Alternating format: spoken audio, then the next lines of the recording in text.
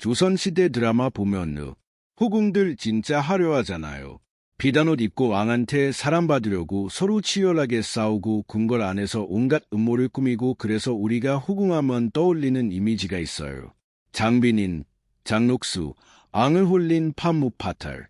근데 여러분, 이 여자들 결말이 어떻게 되는지는 아십니까? 장빈인 사약 먹고 죽었습니다. 장녹수 참수당했습니다. 그래도 이 사람들은 이름이라도 남았어요. 드라마에도 나오고 교과서에도 나오고 누구나 알잖아요. 진짜 무서운 건 이름조차 안 남은 여자들입니다. 조선 500년, 앙의 여자로 기록된 후궁이 총 175명이에요. 이 중에 샘물련이 남아있는 사람이 몇 명인지 아십니까? 48명, 나머지 127명은 언제 태어났는지 모릅니다. 언제 죽었는지도 모릅니다. 어디서 죽었는지도 모릅니다. 수건 모모씨 한 줄만 덜렁 남아있는 거예요.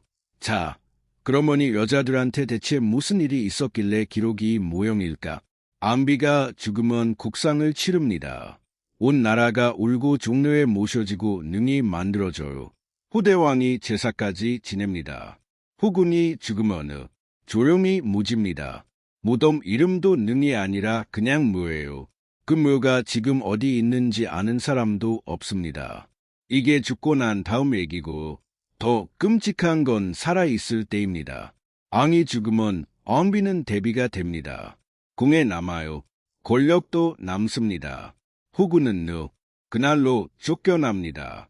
어제까지 왕의 여자였던 사람이 왕이 눈 감는 순간 존재 이유가 사라지는 겁니다. 갈 곳이 정해져 있는 것도 아니에요. 누가 데리러 오는 것도 아닙니다. 역사학자들이 이걸 뭐라고 표현했는지 아세요? 오직 왕을 위한 여자였기에 왕이 죽는 순간부터 존재 가치를 상실하였다. 그 다음 문장이 진짜 소름 돋습니다.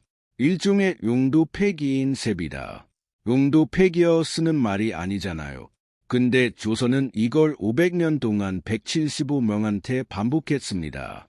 국문 밖으로 내쫓으니 여자들한테 무슨 일이 벌어졌는지 오늘 전부 다 말씀드리겠습니다. 그녀들의 삶을 들여다보기 전 구독 꾹, 좋아요 꾹, 지금 새벽에 보고 계신 분 새벽, 낮에 보시는 분아 댓글 남겨주세요. 자, 그러면 후궁이 궁에서 쫓겨나면 구체적으로 어떻게 되는 건지 하나씩 뜯어보겠습니다.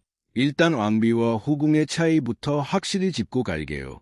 왕비는 왕이 죽으면 대비가 됩니다. 궁에 그대로 남아 수렴 청정까지 할 수 있습니다. 왕이 죽어도 왕비의 인생은 계속되는 거예요. 후궁은 정반대입니다. 왕이 죽는 순간 궁에서 나가야 합니다. 그것도 그냥 나가는 게 아니에요. 재혼 못 합니다. 다른 남자 만나는 거 당연히 안 됩니다.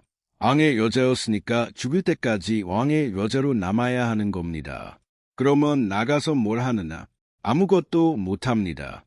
사회 활동이요? 없습니다. 경제 활동이요? 당연히 없죠.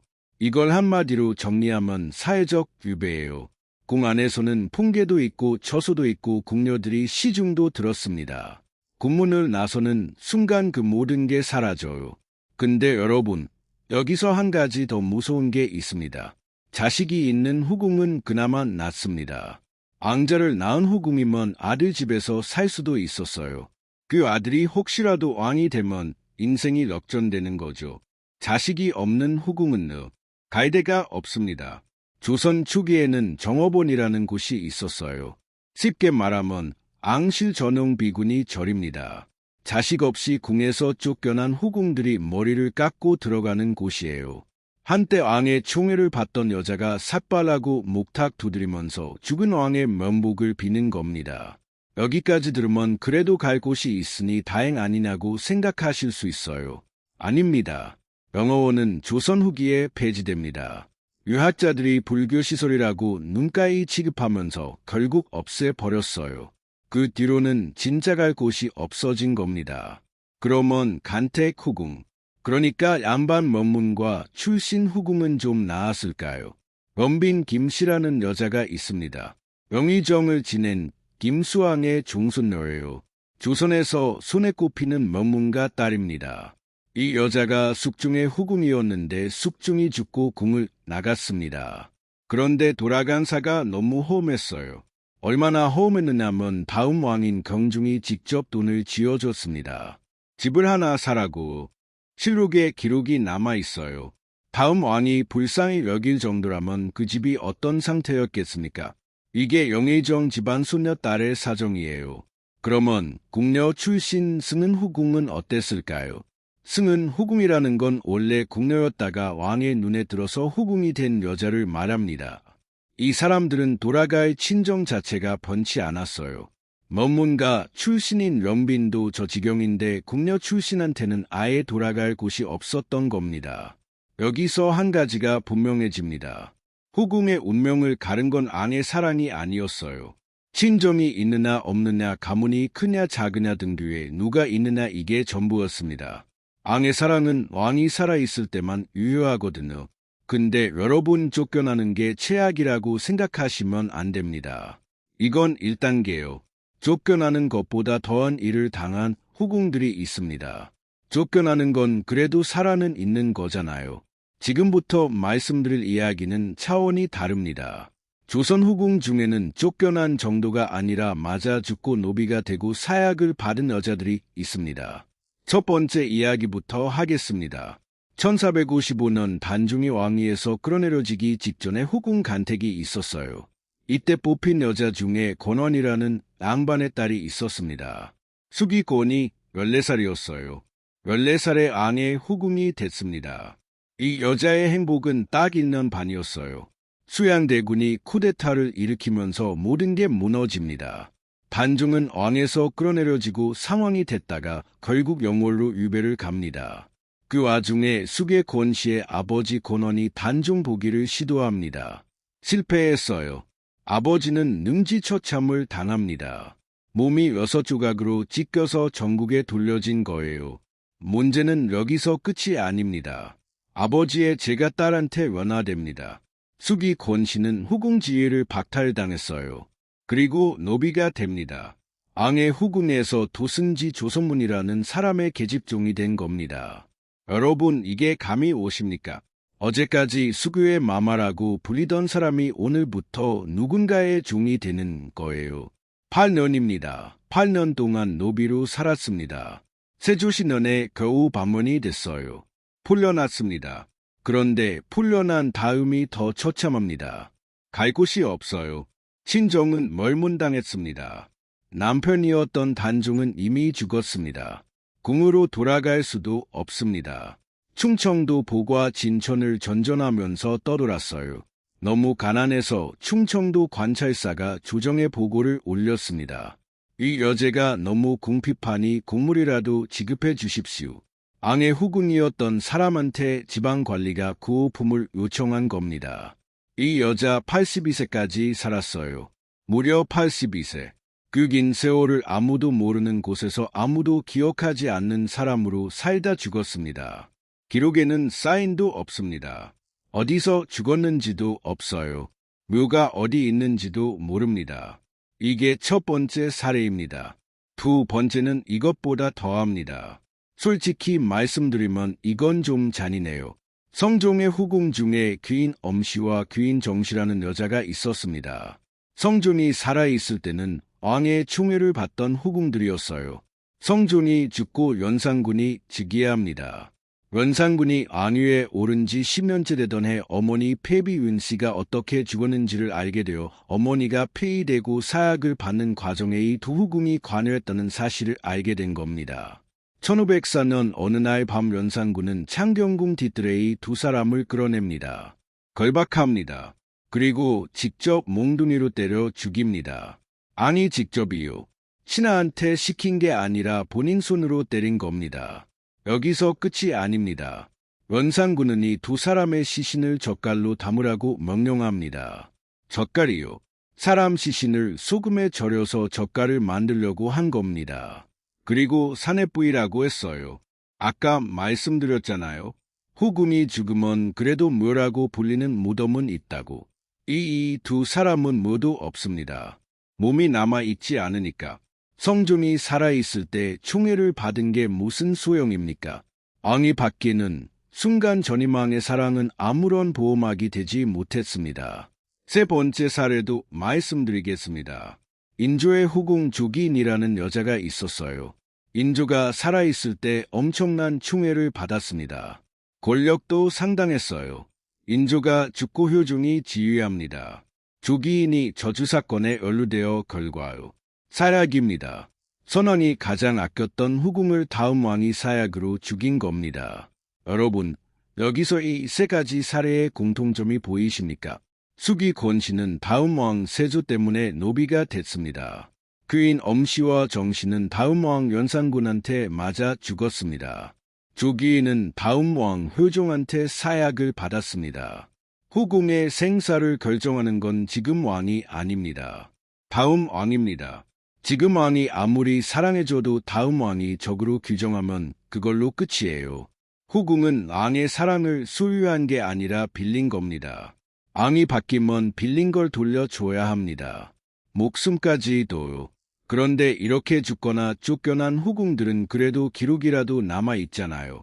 진짜 소름 돋는 건 기록조차 남지 않은 여자들입니다. 수기 권은 노비가 됐지만 기록이 남았습니다. 그인 엄씨와 정씨는 맞아 죽었지만 기록이 남았습니다. 조기인은 사약을 받았지만 기록이 남았습니다. 죽임을 당했기 때문에 역설적으로 이름이 남은 거예요. 지금부터 말씀드릴 이야기는 그것조차 없는 여자들 이야기입니다. 아까 처음에 말씀드렸죠. 175명 중에 생물년이 파악되는 후궁이 48명 뿐이라고. 이 숫자를 다시 한번 생각해 보십시오. 127년이에요. 언제 태어났는지, 언제 죽었는지 아무도 모르는 여자가 127명입니다. 이 사람들이 조선 후궁의 진짜 다수입니다. 장희빈이나 숫빈 채희씨처럼 드라마에 나오는 후궁이 아니라 이름 속자만 겨우 걸려있는 여자들이요. 실록을 뒤져봐도 나오는 전부가 수건씨, 수영씨 이게 전부예요.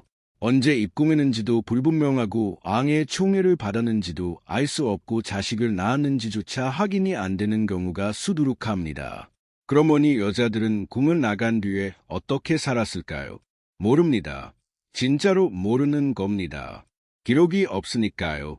어디서 살았는지 모릅니다. 누구랑 살았는지 모릅니다. 병으로 죽었는지, 굶어서 죽었는지, 그냥 늙어서 죽었는지 아무도 모릅니다. 기록이 없다는 게 무슨 뜻인지 아십니까? 관심이 없었다는 뜻이에요. 조선은 기록의 나라잖아요. 왕이 하루에 몇 번 화장실을 갔는지까지 적는 나라입니다.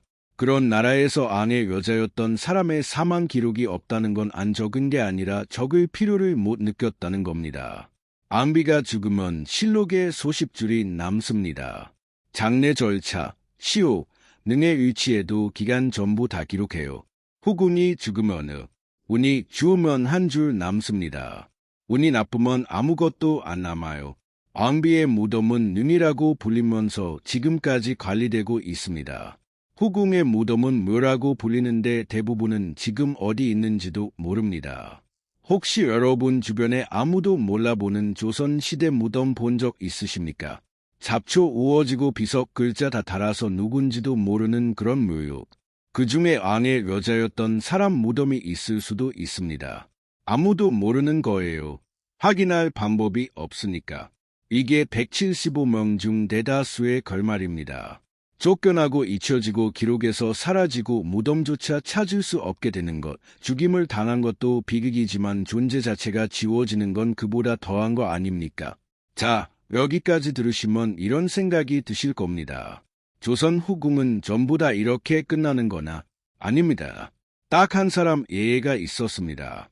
자식이 한 명도 없었던 후궁, 왕한테 사랑도 못 받았던 후궁, 2번이나 궁에서 쫓겨났던 후궁, 독살범으로 몰려서 죽을 뻔했던 후궁, 이 여자를 왕이 죽는 날까지 어머니라고 불렀습니다.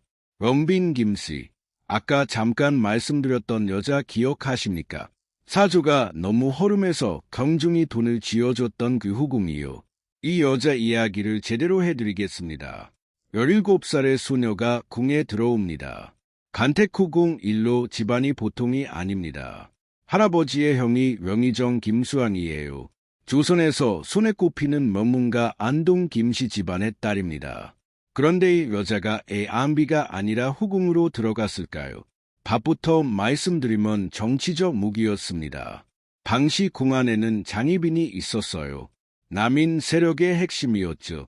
서인 세력은 장입을 견제할 사람이 필요했습니다. 그래서 자기네 집안 딸을 궁에 넣은 거예요. 17살 소영은 사랑받으려고 궁에 간 게 아닙니다. 정치판에 던져진 겁니다. 결과가 어땠느냐?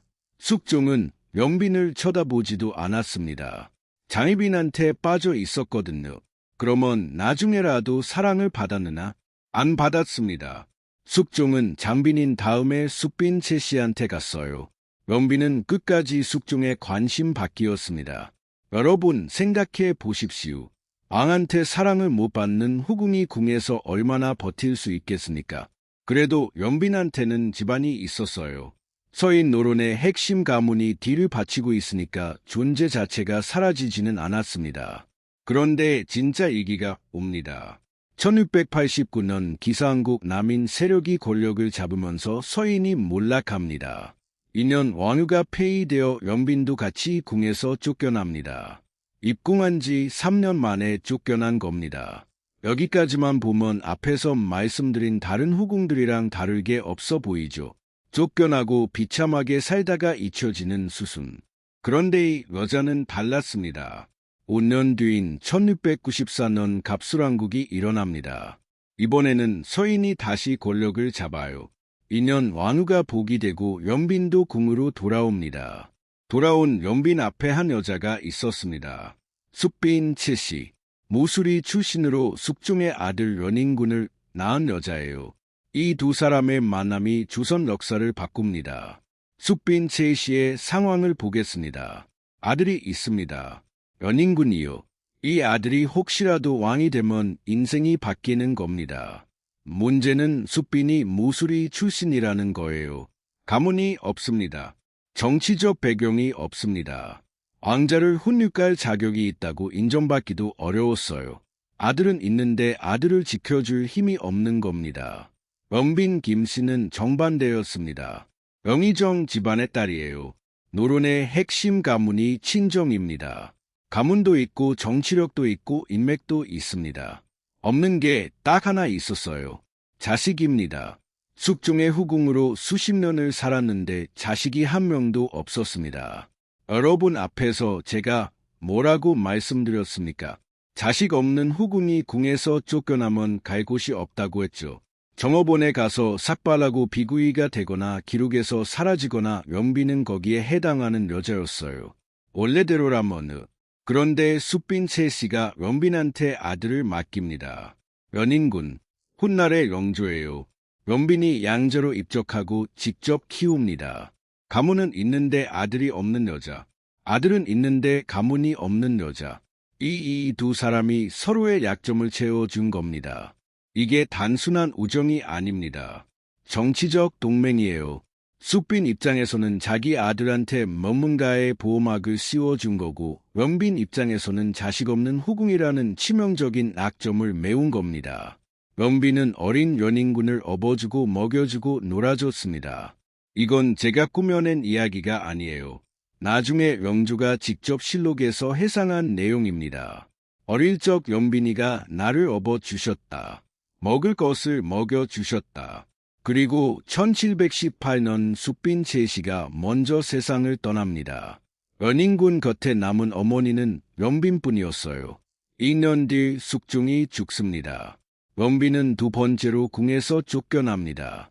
아까 말씀드린 그 허름한 사로 돌아간 거예요. 다음 왕은 경종입니다. 경종은 장희빈의 아들이에요. 앞에서 제가 뭐라고 했습니까? 후궁의 생사를 결정하는 건 다음 왕이라고 했습니다. 연빈은 서인 노론 집안 출신이에요. 경종은 남인 세력과 가까운 왕이고 연빈한테는 최악의 조합입니다. 그리고 실제로 최악의 상황이 벌어집니다. 경종 독살설이 터져요. 소론 세력이 연빈을 범인으로 지목합니다. 김성구민이 경종을 독살하려 했다. 여러분 이거 아까 말씀드린 조기인 기억나십니까?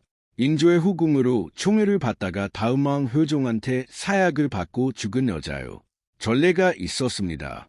후궁이 정치범으로 죽은 전례가 경종 4년 영빈의 외사촌 이진검이 주정해서 공개적으로 영빈의 이름을 거명합니다.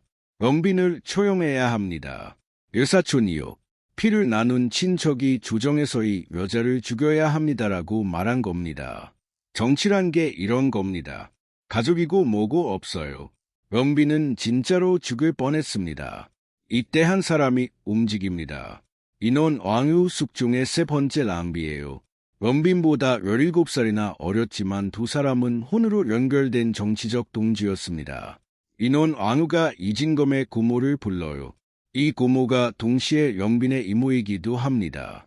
내 조카를 설득해야 이렇게 압력을 넣은 겁니다. 앙실 최고 여성이 직접 나서서 영빈의 목숨을 구한 거예요. 간신히 살아남았습니다. 그리고 규해월 경중이 갑자기 죽습니다. 앙세제였던 런인군이 즉위합니다. 왕조예요.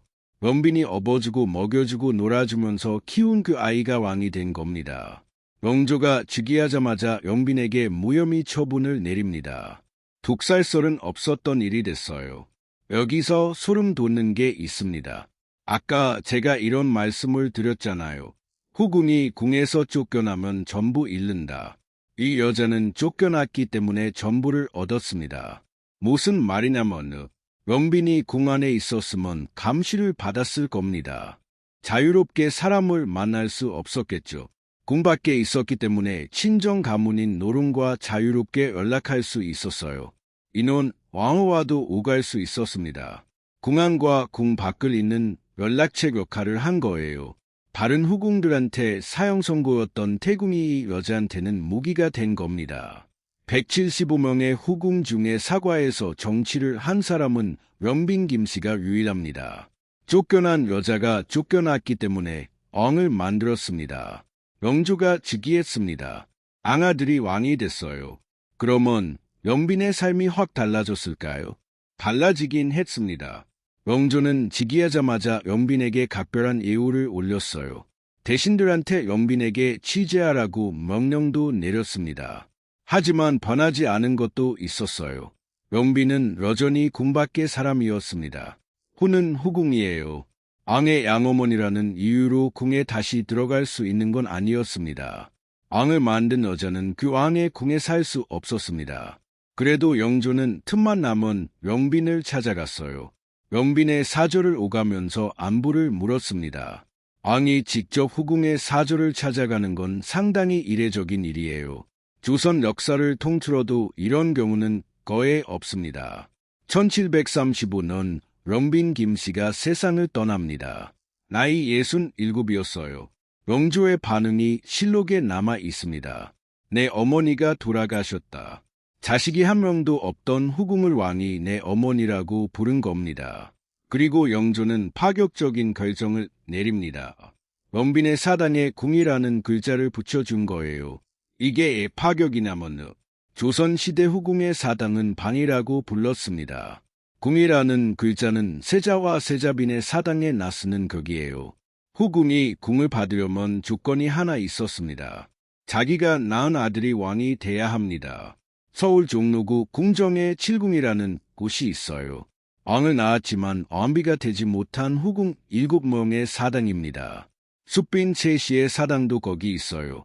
칠궁에 모셔진 7명은 전부 왕을 직접 낳은 어머니입니다. 영빈은 왕을 낳지 않았어요. 자식이 한 명도 없었습니다. 그런데 궁을 받았습니다. 칠궁에 모셔진 7명도 받지 못한 예우를 받은 거예요. 자식을 낳아서 어머니가 된 게 아니라 키웠기 때문에 어머니가 된 겁니다. 조선 500년 역사에서 이런 사례는 영빈 김씨가 유일합니다. 그리고 영조는 영빈의 사당을 수시로 찾아갔습니다. 실록에 그날의 기록이 남아있어요. 영조가 사당 앞에 서서 이렇게 말합니다.